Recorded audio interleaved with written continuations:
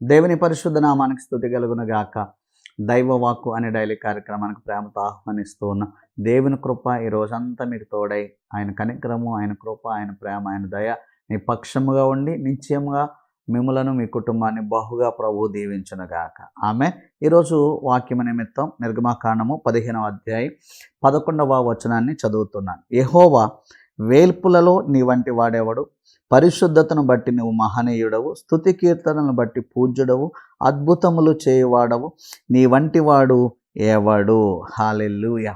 భక్తుడు రాస్తూ దేవుని యొక్క మహిమను, ఔన్నత్యాన్ని ఇక్కడ మరి మాట్లాడుతున్నట్లుగా మనం చూస్తాం. ఎన్నో అద్భుతాలు చూచినటువంటి మోషే, ఎన్నో ఆశ్చర్య కార్యాలు చూచినటువంటి మరి మోషే దేవుని యొక్క మహిమను వివరిస్తూ ఉన్నాడు. వేల్పులలో నీ వంటి వాడు ఎవడయ్యా?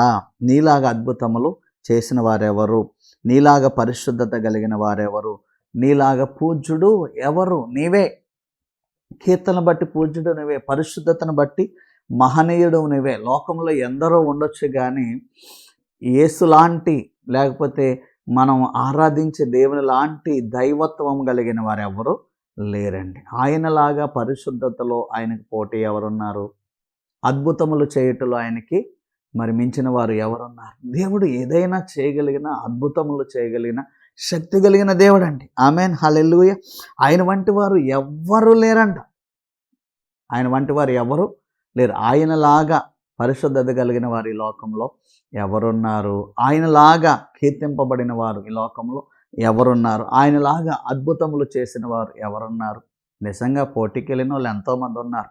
ఐగుప్తు దేశంలో లేరా? ఐగుప్తు దేశంలో మహత్కార్యాలు చేయాలని, సూచక క్రియలు చేయాలని మరి వారు కూడా ఎన్నో ప్రయత్నాలు చేశారు. చేసినప్పటికీ కూడా మరి ఒక టైం వచ్చినప్పటికి వారు చేయలేకపోయారు. వాళ్ళు అన్నారు కదా, ఇది దేవుని శక్తి, ఇది దేవుని వ్రేలు, ఇది దేవుని బాహుబలం, దేవుడే వారి పక్షంగా యుద్ధం చేస్తున్నాడని చెప్పి పరో సైన్యము, పరో యొక్క మరి బలగం వెనక్కి మళ్ళినట్లుగా మనం చూస్తూ ఉన్నాం. ఈ లోకంలో ఎందరో తంత్రాలు, మంత్రాలు ఏది చేసినా దేవుని ముందు నిలవగలిగిన, దేవుని ముందు నిలిచేటువంటి సామర్థ్యము ఎవరికి లేరు, ఎవరికి లేదు, ఎవరికి లేదు. దేవుని వంటి వారు ఎవ్వరు లేరు. వేల్పులలో అలాంటి మరి ఘనుడు ఎవరు లేరు. ఆయన శ్రేష్ఠుడు, ఘనుడు, పరిశుద్ధుడు. ఇలాంటి దేవుణ్ణి మనం కలిగి ఉన్నామంట. ఆ దేవుడు అంటాడు, ఇక్కడ అంటున్నాడు, అద్భుతములు చేయవాడు నీ వంటి వాడు ఎవడు? హల్లెలూయా.